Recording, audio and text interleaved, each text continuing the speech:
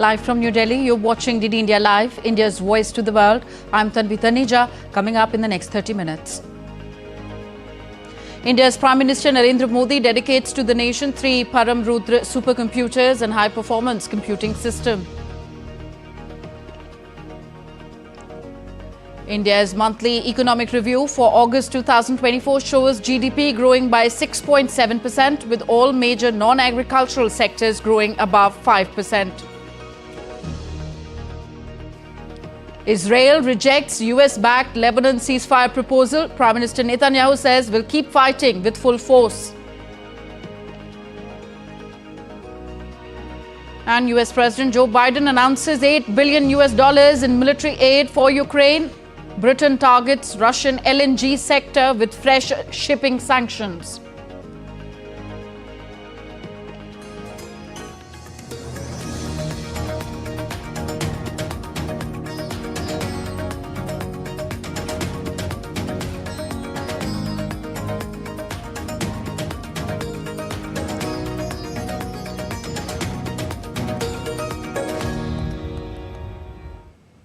In line with his commitment to make India self-reliant in the field of supercomputing technology, Prime Minister Narendra Modi today dedicated to the nation 3 Param Rudra supercomputers worth around 130 crore rupees.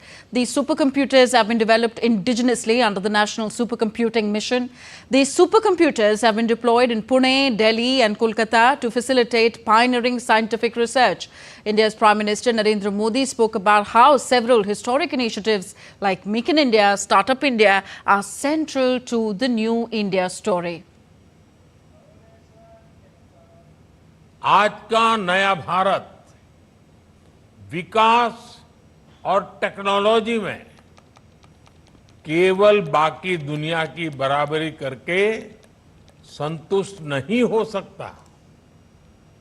नया भारत अपने वैज्ञानिक अनुसंधानों से मानवता की सेवा को अपनी responsibility मानता है। यह हमारा दायित्व है।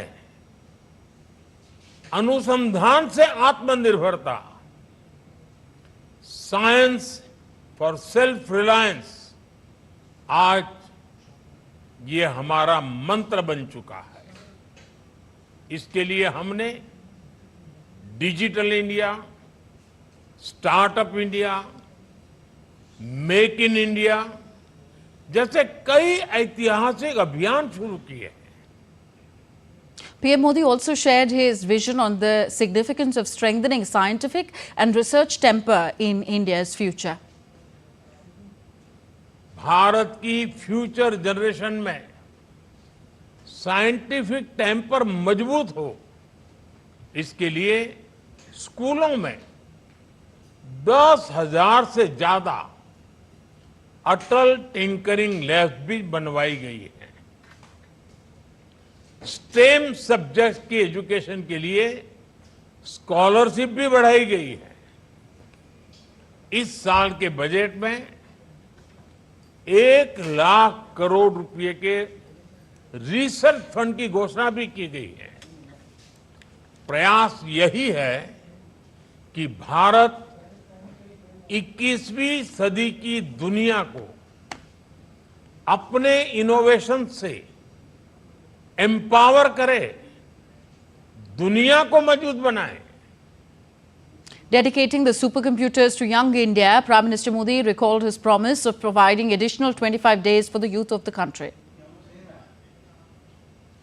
मेरे तीसरे कार्यकाल की शुरुआत में मैंने युवाओं के लिए 100 दिन के अलावा 25 अतिरिक्त दिन देने का वादा किया था।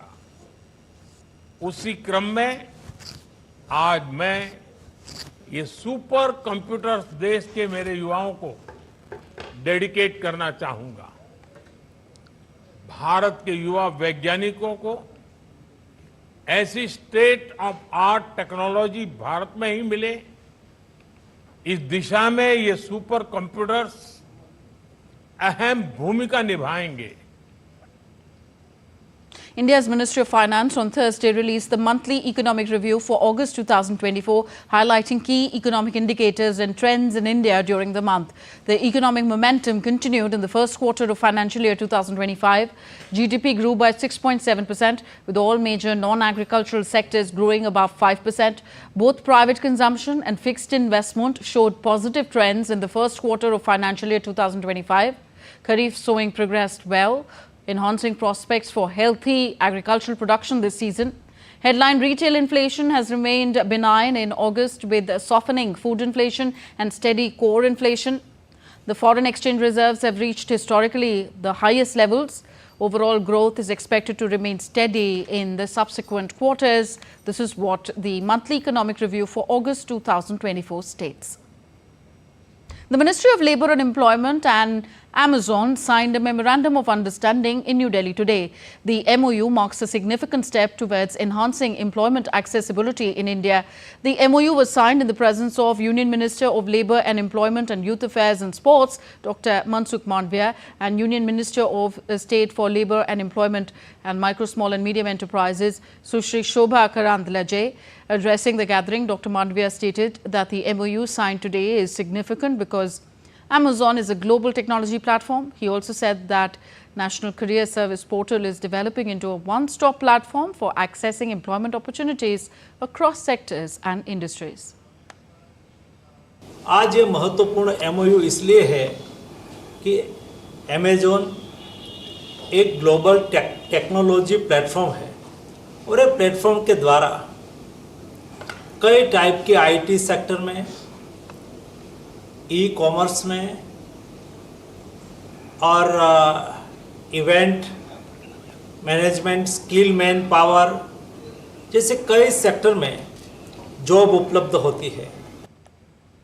In a significant step towards enhancing employment accessibility in India, Ministry of Labour and Employment signed a Memorandum of Understanding with Amazon. The MOU was signed in the presence of Union Minister of Labour and Employment, Dr. Mansukh Mandavia, and Union Minister of State for Labour and Employment, Shobha Karandlaje. While speaking to DDI India's Siddharth Bharadwaj, the MO said that the Memorandum of Understanding signed today is a path breaker.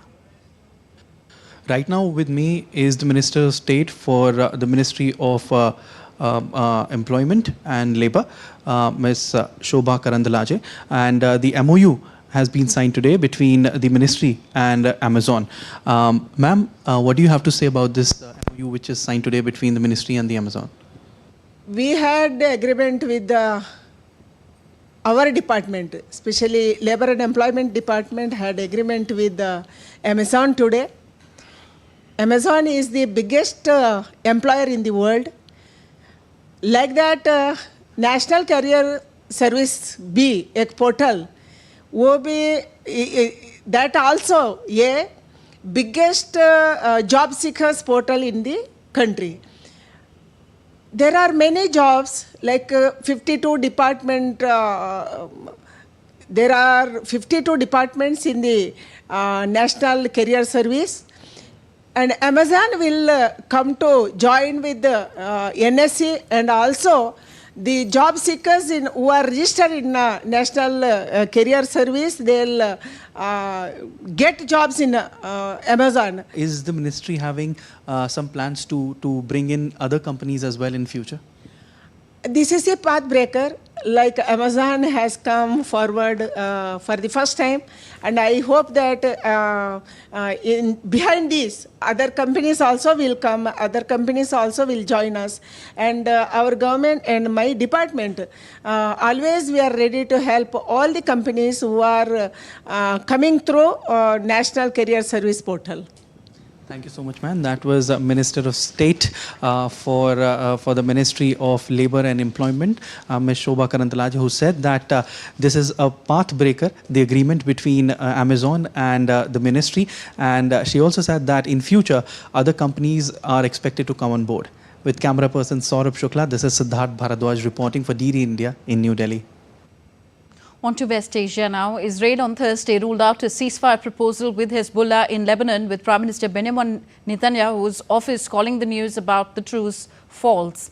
While asserting that this was an American-French proposal to which the Prime Minister has not even responded, Israeli Foreign Minister Israel Katz also dismissed the proposal, which called for a 21-day ceasefire in Lebanon. It said that, on the contrary, the Prime Minister has directed the Israel Defense Forces to intensify their operations. Meanwhile, Israeli Foreign Minister Israel Katz made the announcement on X, stating, and I quote him, "There will be no ceasefire in the north. We will continue to fight against the Hezbollah terrorist organization with all our strength until victory and the safe return of the residents of the north to their homes." Meanwhile, the Indian embassy in Beirut has asked Indians living in Lebanon to leave the country as soon as possible and further advised people to exercise extreme caution amid the escalating situation, while Australia also urged its citizens living in Lebanon to leave, flagging a risk that Beirut airport may close and the difficulty of evacuating large numbers if the situation worsens. Australian Prime Minister Anthony Albanese said his government had made contingency plans that could include evacuations by sea. On to the Russia-Ukraine conflict now. US President Joe Biden announced over $8 billion in military assistance for Ukraine on Thursday to help Kiev, using a visit by President Volodymyr Zelensky to make this major commitment. The aid includes the first shipment of a precision-guided glide bomb called the Joint Standoff Weapon, with a range of up to 81 miles, 130 kilometers that is. The medium-range missile gives Ukraine a major upgrade to the weapons it is using to strike Russian forces, allowing the Ukrainians to do it at safer distances. Ukrainian President Volodymyr Zelensky has thanked US President Joe Biden and the US Congress for a new military aid package worth over $8 billion, saying Ukraine will use it in the most efficient and transparent manner. The aid includes the first shipment of a precision-guided glide bomb called the Joint Standoff Weapon with a range of up to 81 miles.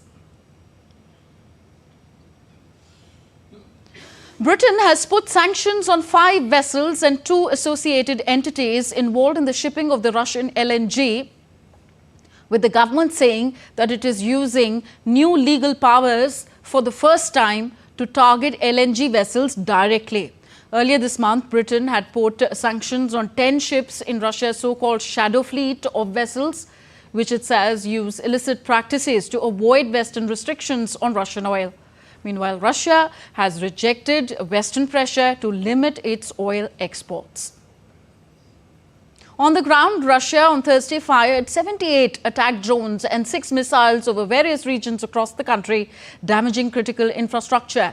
The attack was repelled by Kiev's military, during which its air defenses destroyed 66 drones and 4 missiles. Earlier, 1 woman was killed in a missile strike on southern Ukraine's Odessa port, and another 8 people were wounded in a guided bomb attack on the southeastern city of Zaporozhye. Russia has regularly sent drones and missiles over Ukrainian towns and cities far behind the front line since invading its neighbor in February 2022.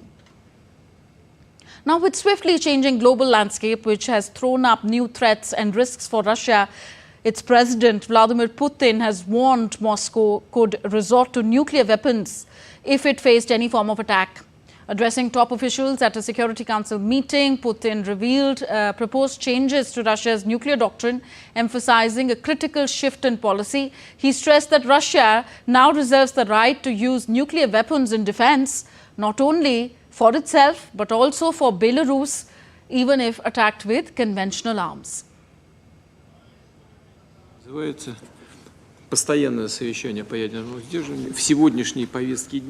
updated version of the document proposes that aggression against Russia by a non-nuclear weapon state, but with the participation or support of a nuclear weapon state, should be regarded as a joint attack on the Russian Federation. The conditions for Russia's transition to the use of nuclear weapons are also clearly defined. We will consider such a possibility as soon as we receive reliable information about a massive launch of aerospace attack means and their crossing of our state border, meaning strategic or tactical aircraft, cruise missiles, drones, hypersonic missiles, and other aircraft. You're watching DD India Live, still to come on this show. Taiwan raises alarm about renewed military threats from what it calls an unstable China. Japan sends warship through Taiwan Strait for the first time in history. And India's Sports Minister Mansukh Mandavia felicitates the chess Olympiad heroes after their historic victory in Budapest.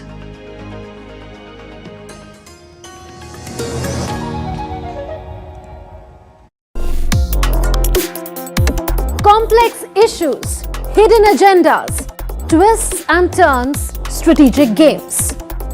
We think all dots are linked. We just need to connect them. Join me every week as I connect the dots to unravel hidden designs in statecraft, mysteries, and decode issues that matter to you. Watch Connecting the Dots with me at these times on DD India. Check जाना पड़ेगा। अरे game छोड़ के 1 महीना हो गया complaint किए हुए, बैंक रिफंड ही नहीं कर रहा है। कंप्लेंट करनी है। अरे बैठिए बैठिए यहीं से कर लीजिए आरबीआई के ओम्बुड्समैन को। कैसे? आरबीआई अधिकृत बैंक, एनबीएफसी या डिजिटल लेन देन के जितने भी प्लेटफॉर्म्स हैं उनकी शिकायत आप कर सकते हैं घर बैठे बैठे आरबीआई के सीएमएस पोर्टल पर। ये हो गया चेकमेट। कंप्लेंट करेंगे क्या? आरबीआई कहता है जानकार बनिए, सतर्क रहिए। Global warming and climate change are political and ethical issues.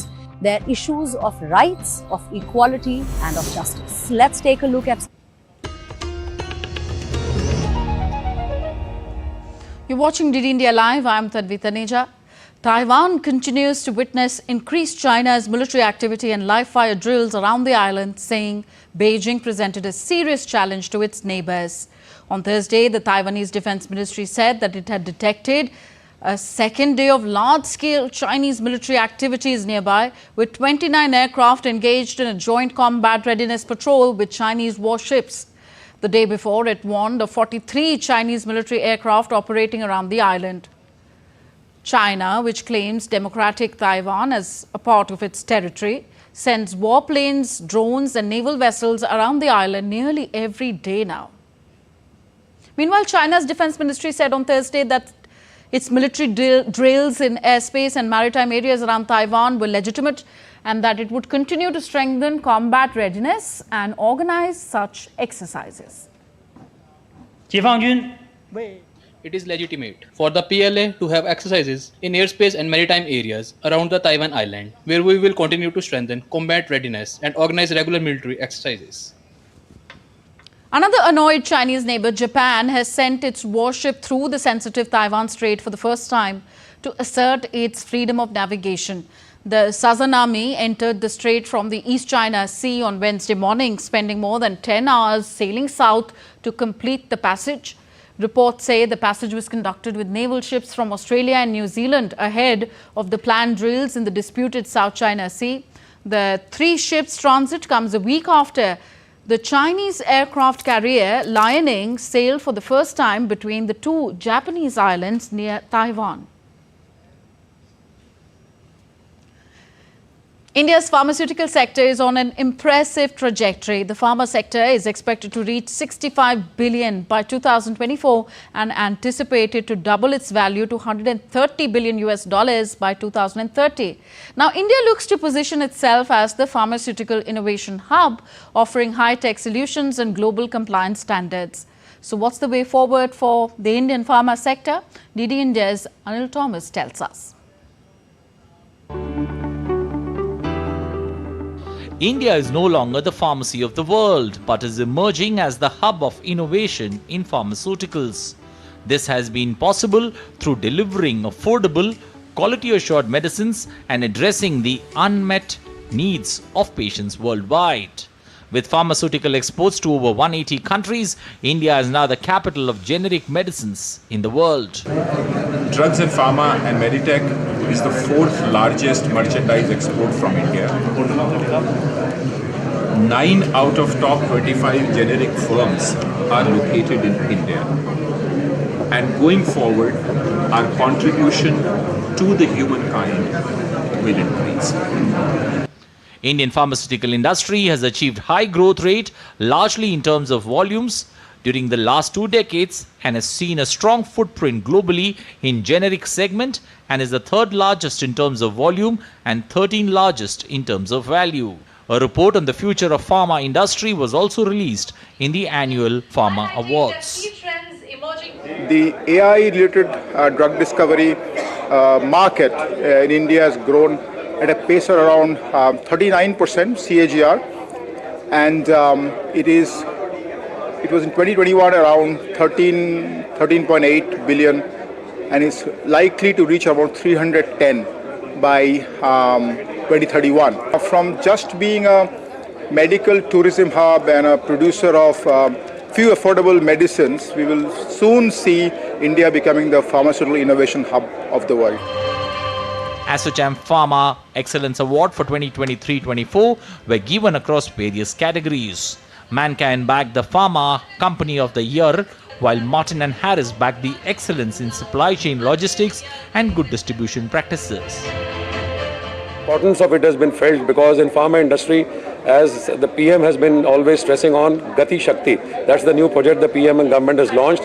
It enforces the importance of supply chain and distribution in this country, and because no sale is complete unless and until the goods reach to the last end, and COVID has taught us this lesson. As Indian pharmaceutical companies shift from traditional generic manufacturing to pioneering novel drugs and high-tech solutions, the sector is not only enhancing its global presence but also contributing significantly to improving patient outcomes worldwide. Anil Thomas, DD India, New Delhi. At the 30th Annual General Meeting of the Nepal-India Chamber of Commerce and Industry, Nepal's Minister of Energy and Water Resources, Deepak Khadka, stressed on the critical role NIKI plays in facilitating Indian investment and technical expertise for Nepal's development, especially in achieving the goal of exporting 10,000 megawatt of electricity to India. India's ambassador to Nepal, Naveen Srivastava, highlighted India as Nepal's largest development and trading partner, with hydroelectric power trade playing a key role in reducing trade deficits.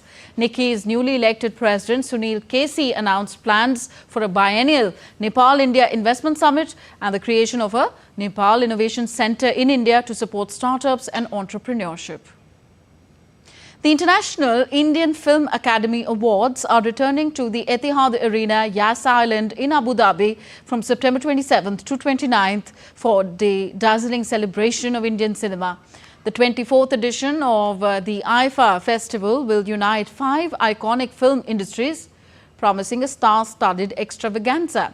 The 3-day event kicks off with the IIFA Utsavam Awards, celebrating South Indian cinema, followed by the main IIFA Awards for Hindi cinema, and concludes with IIFA Rocks, a vibrant showcase of music, fashion and entertainment. This event is set to elevate Abu Dhabi as a top global destination. India's Union Minister for Sports, Mansukh Mandavia, today felicitated India's chess Olympiad heroes after their historic victory in Budapest. Each player received a cash reward of 20 lakh rupees for their gold medal triumph in both the open and women's sections.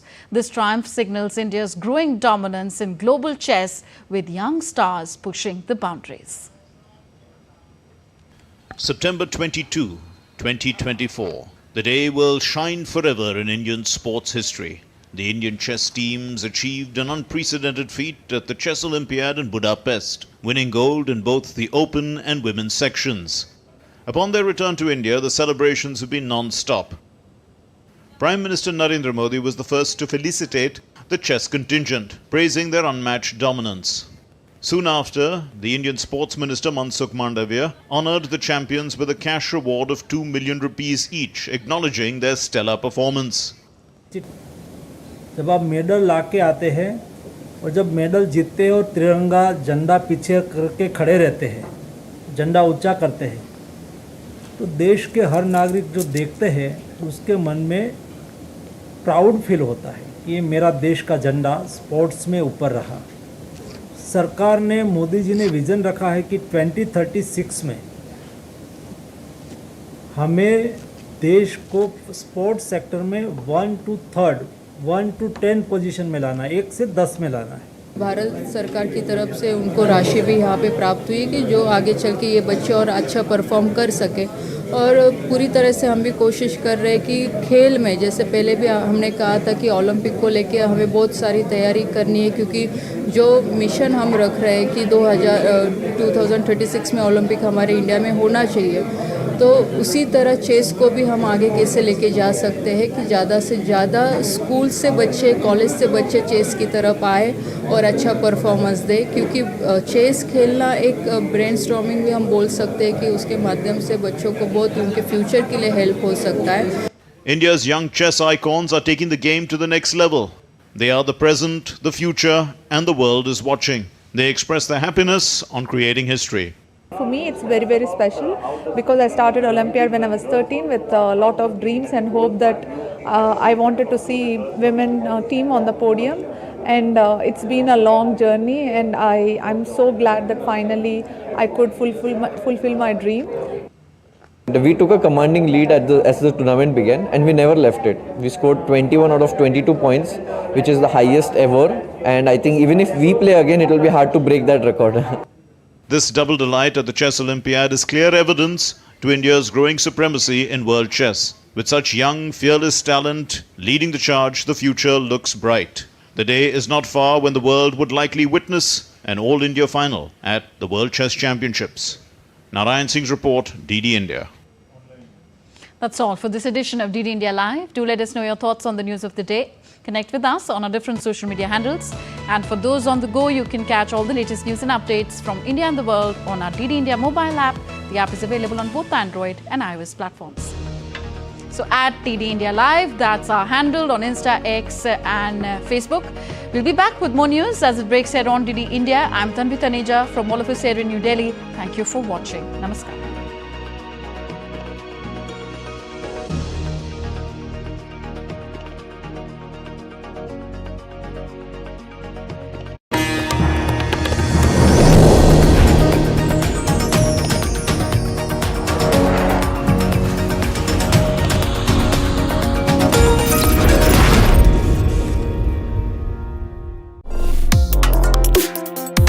Complex issue.